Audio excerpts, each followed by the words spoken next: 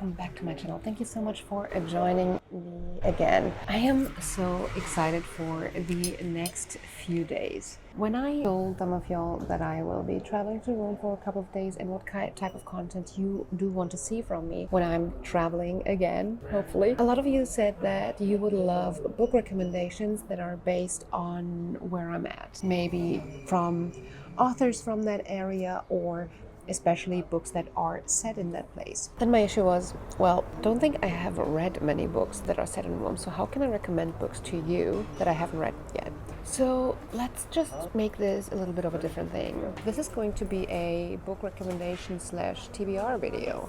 As you know, my TBR game has different kinds of prompts and different kinds of genres. So what I'm going to be doing is that I am going to conjure one of these beautiful prompt cards, and this prompt card is going to say, pick a book from your traveling TBR videos. This is the first of it. I'm going to do them in all of the cities that I'm going to be visiting, or all the countries that I'm going to be visiting.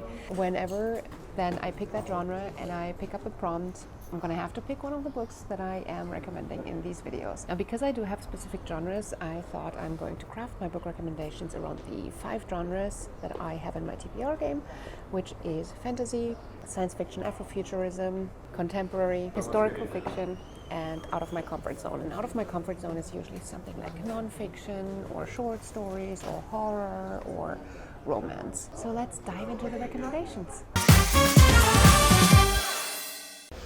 So for fantasy, I have picked In Exile by Alexander Turney. Pretty much the Dionysus, the god of wine and ecstasy, being reborn in a modern Rome. And he has no clue how and why he's there. He's like, why am I even here in a city with no faithful people? And then he meets 15-year-old Grace, and he's like, damn, I found my first follower. That is the beginning of Grace's secret life. They're pretty much starting to drink his wine and give in to all of it. This bunch of teenage worshippers are just kind of letting loose until there's the first bloodshed. Let's see what that's going to be about. So for contemporary, I have chosen The Third Secret by Steve Berry. Its explosive revelations and pace seems to be an amazing international thriller, and it kind of reminds me of the Dan Brown vibe. Steve Berry tackled some of the most controversial ideas of the church and religion throughout the history of time in that thriller. The premise is that in 1917, the Virgin Mary appears to some peasant children and reveals 2 out of 3 secrets. The third secret is sealed away in the Vatican and only read by the popes, and it's to be released in the year 2000. When it's finally revealed, its quizzical tone and kind of the anticlimactic ideas behind it leave a lot of faithful people wondering if the church has actually revealed all of the message from Virgin Mary, or if they're maybe concealing something. We're in the present day of the Vatican, and secretary is a little bit concerned about the Pope because he seems to be in distress. And he enters the area where these secret and sacred documents are stored, and he knows it has to do something with that secret. Starts sending people out to various areas in Europe to find a priest who potentially is the last person to know the true message of Virgin Mary. The person looking for the priest then finds himself in murder, suicide, deceit, and potentially a little bit of a love story. Overall, it sounds like a very interesting book, and I would be excited to start reading this one. So for sci-fi, I have picked Household Gods by Judith Tarr. In this, Nicole Gunther-Perrin is a modern, young professional lawyer, proud of her skills but wary of the daily grind. Childcare, sexist co-workers, and her deadbeat ex-husband. Then after one exceptionally awful day, she awakens to find herself in a different life, that of a widowed tavern keeper on the Roman frontier around AD 170. Delighted at first, because change of scenery, change of everything that she hated, she quickly begins to realize that her new world is as complicated as her old. Violence, dirt, and pain, and everywhere slavery is commonplace. Gladiators, filth for sport, drunkenness is taken for granted, yet somehow people manage to face life every day with humor and goodwill. Not a quitter, so Nicole manages to adapt, despite the endless worry about the fate of her children back in the 20th century. Then plague sweeps through Cornelia, followed by brutal war. Amidst pain and loss on a level she had never imagined, Nicole must find a reservoir of strength she had never known before. And yeah, this is considered sci-fi because it's like time travel, I guess. It's listed on SciFi. I have no idea how sci-fi it feels, but that's pretty much the most sci-fi that I was able to find. If you can find another sci-fi that plays in Rome, please put it down in the comments. So let's see how much fun it is to read that. Alright, so for historical fiction, I have Two Women by Alberto Moravia. Two Women is a compassionate yet forthright narrative of simple people struggling to survive in the war.